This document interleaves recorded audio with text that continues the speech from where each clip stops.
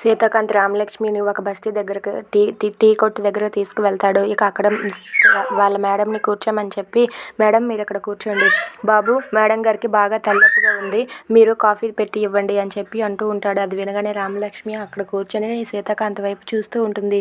ఇక సీతాకాంత్, మేడం మీకు ఇది చూస్తుంటే ఏం గుర్తు రావట్లేదా అని చెప్పి అంటూ ఉంటాడు.